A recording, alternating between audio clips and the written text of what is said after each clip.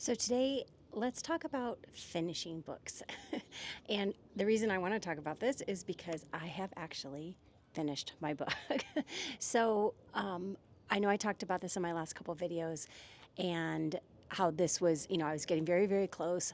But honestly, I would say I've been having conversations since January where I was saying, I'm so close, I'm so close. And yet, here we are in July, and I can honestly say today is Friday, and it was actually on Wednesday that I was working on the very last chapter and typed the end. So I'm not just, I am actually finished with the first draft of this book, which obviously was cause for huge celebration in my house. And we went out as a family and celebrated, and it was great and everything. But today I want to talk about this this whole thing about finishing books and how difficult that can be, even for people who have written, many books before. So this is my 11th book. Her Name Is Lola is my 11th book. And it's been a roller coaster for sure. And so let's talk about that a little bit. Maybe there's something you can find in this that will be helpful for you if you are actively trying to finish your book as well. But a little bit of the backstory on this, if you're not familiar, I had originally planned on this book being done, well, actually done in like November, December of 25, and with the hope of publishing it in January of 26. And not only did that not happen, it came nowhere even close to happening.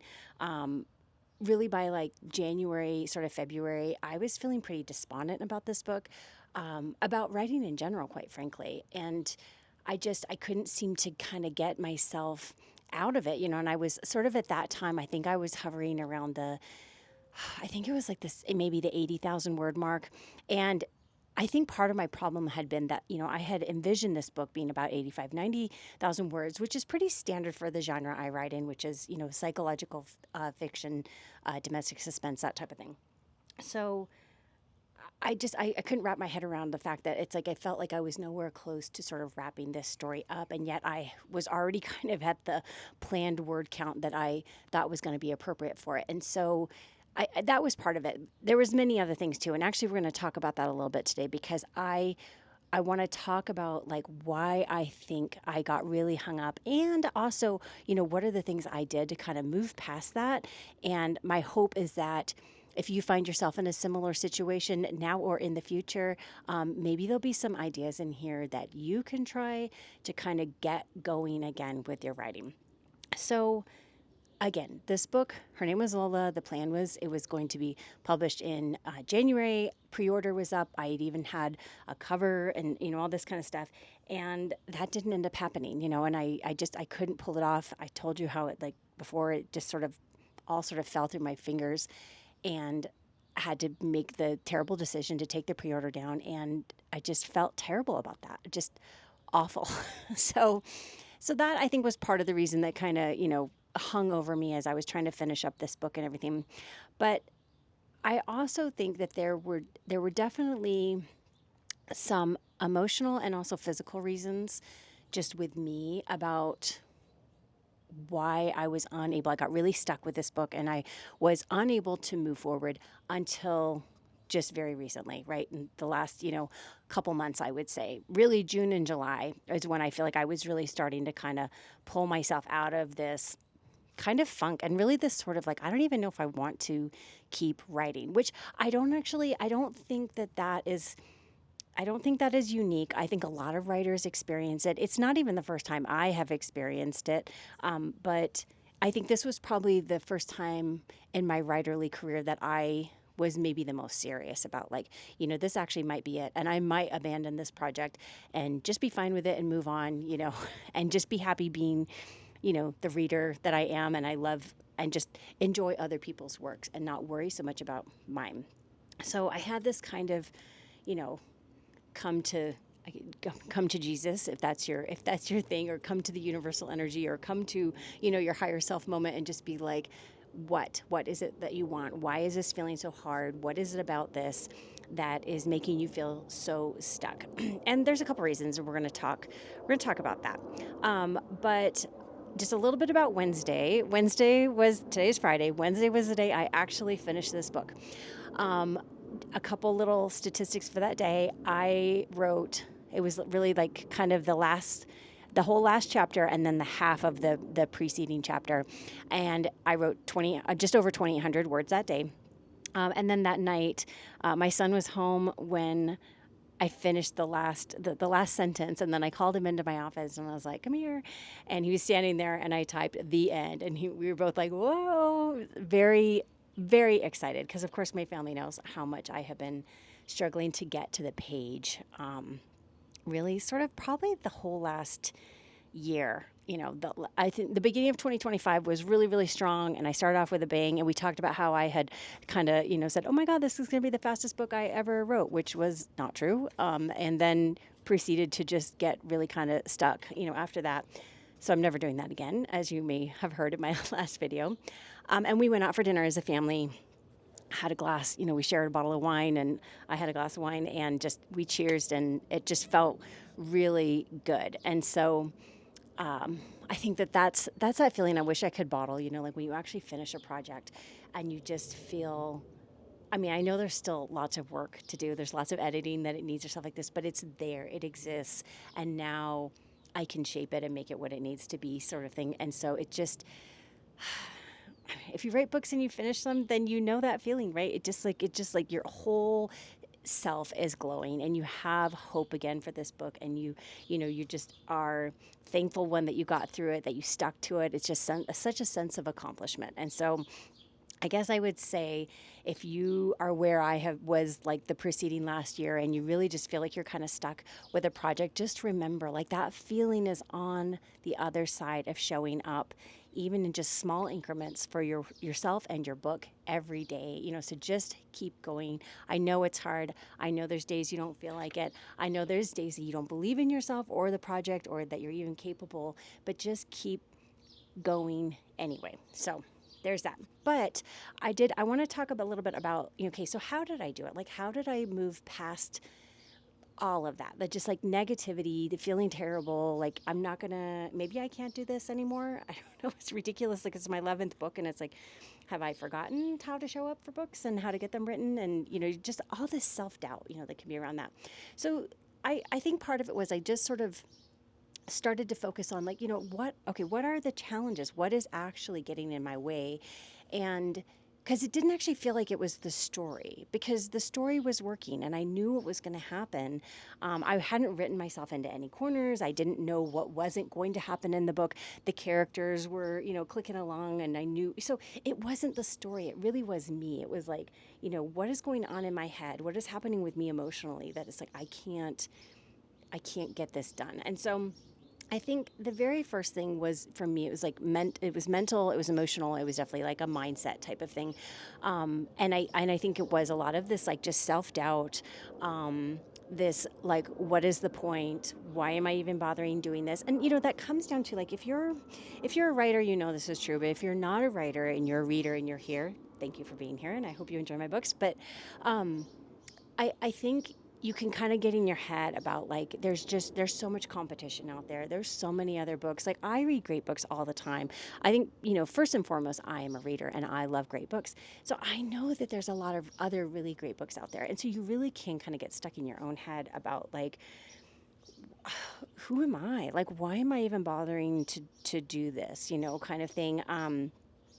And for me, I think it was really kind of moving past that and realizing I had to get to a place where it was like, what, even if this book isn't a bestseller, even if this book doesn't, sell, thousands and thousands of copies or whatever, it's important to me to tell this story. Like, I love this story. I love these characters, and I actually love the process of thinking up stories and characters and telling them, and it is something that, generally that part comes pretty easy to me. The part that's hard is the behavior, right? It's the writing behavior, the sitting down and doing it.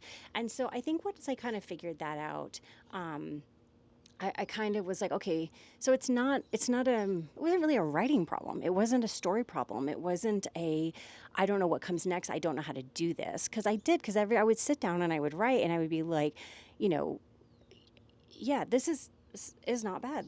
I didn't feel terrible about the work itself, kind of thing. It needs editing, whatever, everything always does. But it wasn't that. It was a me problem. Okay, so it was like, what's going on with me? And so of course, I was a psychologist. I worked as a psychologist for a long time, and so you would think, on some level, you'd be immune to these kind of things. I don't. You're not. I'm not anyway. I don't have myself all figured out. I'm great at listening to other people and helping them try to find some direction or whatever. But when it comes to you, sometimes it is, it's hard to see the forest for the trees. You're the one. You're in there, and it sometimes can be difficult to see what's happening in your own head and your own behavior kind of objectively. So I started to kind of think about this, regardless, put the writing aside for just a second. I don't feel good. Like my headspace, where I am mentally, emotionally, does not feel good. And that was the primary. Like that was the problem. That's the thing that was keeping me kind of stuck and away from my more creative self. Okay. So what were the things that were contributing to that? And what are the things that I have just kind of known historically contribute to that? And, you know, this is maybe going to sound super basic, but maybe that's a good thing, because maybe these are things, if you're feeling this way, you can look at these too. Um, Physically, my sleep was terrible. Like I was just getting terrible sleep. Like I'm in my 50s now, you know what I mean? It's no big surprise. We are in the throes of perimenopause, TMI maybe, but it is what it is, right? And so I just really thought about, like, okay, sleep, diet, movement, all these kind of things, and it's like I wasn't treating myself, my body, anything as well as I could. And I was very, very suspicious that maybe, because this is true, all of that was contributing to this noise in my head. That was definitely part of it. And so I thought, well, these are just baseline things that are easily within my control. Like there's this stuff that's not in my control, like the news, what's happening in the world, climate change, political climate, all that. I don't have control over that. That affects me mentally for sure. But there were things within my control that I was not really doing a great job of managing. And so I just kind of sat down. I'm like, okay, put the writing aside, put social media aside, put marketing aside, put the worries about publishing aside, all this. What are things within your control that will make you feel better and quickly, kind of thing? And I knew the number one thing above any and all of it was I needed to get my sleep in order. Like my sleep was kind of a hot mess. I wasn't prioritizing it, and kind of doing the things that I knew would help me get a better night's sleep and contribute to just feeling better and more energized and ready to go, just more positive actually, for the whole rest of the day. So I bought this Aura ring, as many people have now, and I think I got that. Was it at Christmas? I think it might have been like part of my Christmas presents, whatever. And I tell you, like, it's going to tell you some things. It's going to give you some data. It's not super great. However, I think if you're trying to make some changes and treat yourself better and make sure some of your baseline needs are being met, it is fantastic for that. And I don't like wearing a lot of jewelry. Like a lot of times I don't even wear my wedding ring because it's like I can't stand things on my hand. And I think that was like why I sort of avoided getting one for a long time, because I thought it's going to drive me crazy, like on my hand all the time. I can't stand that. And my daughter said, no, it's really lightweight. I bet you it's not going to bother you. Just give it a go. So I did. And she was right. I wear it pretty religiously all the time. And it's just so nice to be able to take a look at my phone and see, like, actually, yes, last night was a good night's sleep. And, you feel it in the morning, kind of thing. But I think it's getting the data over a number of, like weeks at a time, and that you're able to kind of see trends and progress. And I can kind of see things that I'm doing with regards to lifestyle, which we'll talk about next, that are contributing to me either getting great night's sleep or terrible night's sleep. So that was the first thing that I focused on. And then the next thing that contributes to that, or then kind of leads into the sleep, is, what am I eating? What am I drinking? And how am I moving throughout my day? And so I love a good glass of wine. Like, and especially after COVID happened and everything, I know me, my friends, anyone sort of in my circle, we were all probably got in the habit of having more wine than we should on a fairly regular basis kind of thing. It was no longer just a special occasion, sort of thing to have. It was like, it's Tuesday, it's dinner, let's have a glass of wine type of thing. And I'll tell you what, take this as you will with a grain of salt. It's maybe not anything that you care about or is going to make a difference. But I will say, when I don't drink any alcohol, it's undeniable how much better I feel. And there's obviously a number of reasons for that. One, I sleep much, much better. I think I digest everything, food, whatever, everything else, so much better. And I don't have any kind of like, the brain fog goes away. I feel like I have energy. I feel like I do want to go to the gym or go for a walk or get on the Peloton or do any of these things. Like, I think that behind the sleep, cutting out or significantly reducing alcohol in my life, kind of thing, even just casually, even if I'm just having like a couple drinks on a Friday, I can tell you that it's going to affect me not just Saturday, but also Sunday. Like, it can take me a couple days to just feel again, like that just sense of energy and excitement and motivation and go get it. And it's not even that it's like, I'll have a couple glasses of wine on Saturday and then I'm super hungover, although I get a headache like every single time. I'm not like super hungover and it's like depressed and lying on the couch all day on Sunday and Monday or anything like that. But I don't feel like sort of that vibrant energy that is still accessible to me. It's still there when I'm getting great sleep and I'm not like drinking alcohol, kind of thing. And I'm eating even reasonably. I don't even have to be eating amazingly, just reasonably kind of thing. I I want to do things. I want to get things done. Like, I am excited about doing things like creating these videos and getting back to my book and, even like the marketing, which I'm not a huge fan of, but it's like I can even kind of get excited about that. And so that's impossible for me to ignore. And God, I love a good glass of wine kind of thing. But I can no longer pretend that at this age, I just do not process it the way I did when I was younger. It's not as fast. I don't get over it as quick. It definitely has just a longer tail of impact on me physically than it did when I was in my 20s and 30s, kind of thing. So it's disappointing kind of thing. And I'm not saying that I never have a drink anymore. It's Friday night. My husband and I will probably go and have a Friday afternoon club tonight, and I'll have, I love to have my dirty martini, kind of thing. But, instead of having two martinis, I will have one martini, and then that's it. Like, I'm not gonna have anything on Saturday, Sunday, probably until like next Friday.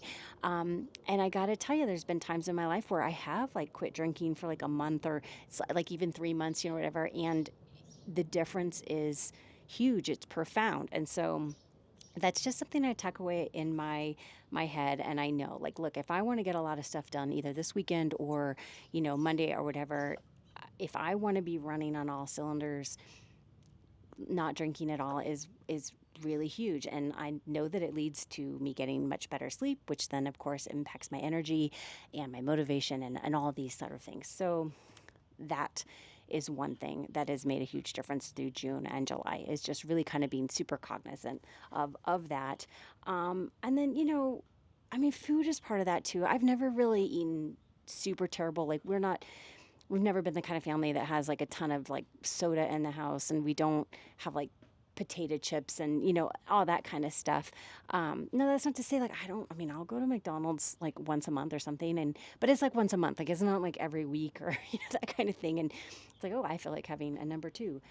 But yeah, so like for the most part, we eat not amazing. Like, I wouldn't say we're clean eaters by any stretch of the imagination, but like we don't have a lot of junk. We have some, but it's not a lot, So I think I can give no advice there, because I'm the last person that should be giving any kind of like, dietary advice. It's just kind of pretty, it feels very middle of the road to me, But and then the last thing, of course, once you kind of get that sleep and the, very seriously reducing alcohol or giving it up or whatever, is that I was realizing I wasn't moving my body as much as, I could be, sort of thing. And, I have a really great gym that I have a membership to, and I have a Peloton, for God's sakes, in my basement or whatever. And again, this is kind of like the eating thing. Like, I'm not super consistent. I'm not like, that gym rat. I'm there even 3 times a week. Honestly, the one thing I would say I do consistently is because I have a giant dog, and he's a cattle dog. He's one of 3 dogs, but he's the one that absolutely has to go for like a 2 mile walk every day. And I'm the one that does that when I'm home. If I'm not working, I'm home. And so that just, walking him 2 miles every single day. And the reason why, because if you don't walk him, he's sort of a nightmare. Like, he's just, and it's not his fault, it's his breed, but if he doesn't get that kind of exercise, then he's sort of impossible. Just, he's very hyper. He has behaviors and things like that. But if he can get that regular exercise, then he's golden. So it's very motivating to me to keep him calm and happy, to get him out on his 2 mile walk every day. So that is probably the most consistent thing that I do pretty regularly. Other than that, honestly, I'm probably getting to the gym once a week. It should be more, but I'm getting to the gym for like kind of a more intense workout once a week, and I'm probably on my Peloton about once a week. I would like both of those things to be better, but that's kind of where it is right now. The walking is definitely the most consistent thing, and I would say that also it just hugely contributes to my overall mental health, which, if we go back to the beginning of this video, we remember like that was the thing I determined was the sort of baseline reason for why I was struggling with getting myself to my creativity, getting to my writing, being able to finish this book, why I was having these kind of very sort of sad, depressive, spirally thoughts about my writing career in general, kind of thing. So, honestly, for me, that mind body, emotional connection, that whole thing, was really the thing that I've been sort of figuring out these last few months. And I'll be the first one to tell you that doesn't mean that I won't, be in this exact same spot like 6 months from now. But I think, like, having gone through this, particularly, the thing is, I've never gone through this at this age before, like in my 50s, where, things are definitely different and things are changing, for me, for us, all the time. And I think this, just remembering that all of those things are interconnected, and that if I want to show up for my story, for my writing career, for my readers in the way that I want to, I absolutely have to make sure that my house is in order. And I mean physically, and I mean emotionally, and I mean mentally, kind of thing. And that all of those things are interwoven with each other. And I I mean, sure, I can have the story ideas, but if I don't have the will to come to them because I'm not taking care of myself, then, I mean, what does it matter? You're like, you can't get the work done. You can't do the work. But I also want to say the one last thing that I think has really helped me kind of get back to, and made me even excited about thinking about like my next book that I want to work on and write, is this.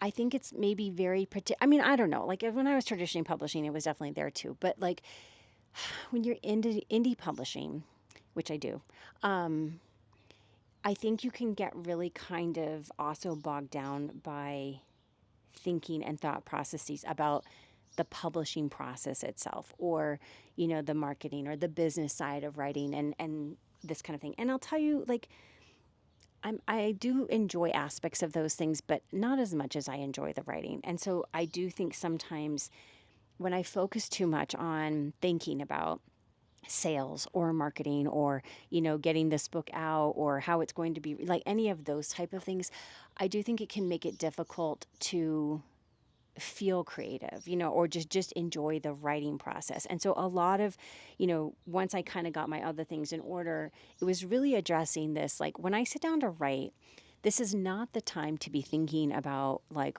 well, what will the reviews be, and what will the readers think, and, how soon can I get this published and out in the world, and all of this. It's not the time to be worrying about those things, because, for me anyway, it really does kind of dampen that creative drive. Like, I want to get back to just being that writer that is doing something fun, that is creating a story, that is like exploring these characters, these scenes, the conflicts, the resolutions, all these sort of things. And just as much as possible being in that space, that is not the time for me anyway to be thinking or worrying about anything that has to do with the business side of what I'm doing or the publishing aspect of it, because quite frankly, that's an entirely different hat for me. And if I sit down to be creative and I'm worried about the end product, like it being a product, packaged and shipping and all this kind of thing, um, it's really demotivating. I just, it doesn't inspire me, and it does make me start worrying about things that I don't need to be worrying about when I'm trying to be in that creative flow space. So I guess what my hope is that me sharing this, and I know because all of us as creatives, as writers in particular, we can definitely get in our head a lot, and we can kind of get stuck and overwhelmed and just feel like we are not able to move forward and finish these projects. And if we don't finish them, then we can't, grow them, make them into anything else, and sort of move forward with both that book and your next one, kind of thing. And so my hope is, hopefully, you found something useful in this. And gosh knows I might be rewatching this video in 6 months because I would be like, what was it that you said about how you moved out of this funk again? But please just remember, if you are here, there is there is light at the end of that tunnel. It comes from you just like taking care of yourself, taking care of your emotions, taking care of your thoughts, and then that can lead to having those more productive writing behaviors. You do not have to sit down and write 1,000, 2,000, 5,000, 10,000 words a day to finish a book.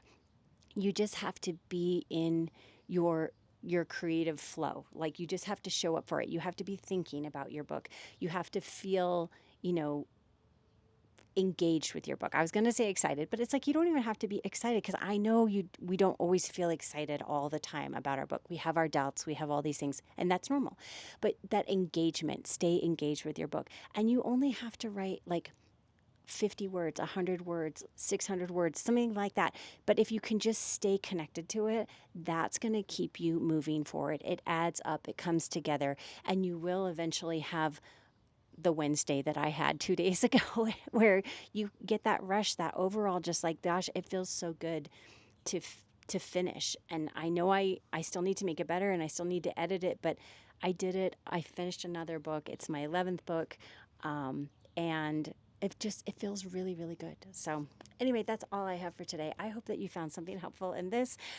If you're curious, yes, I'm currently working on edits for Her Name Was Lola, and that's going better than I had hoped. So that's all I have. I hope that you enjoyed this. If you did, please like and subscribe to the channel, and I'll see you next time. More bookish updates and more about this writer's life. Thanks. Bye.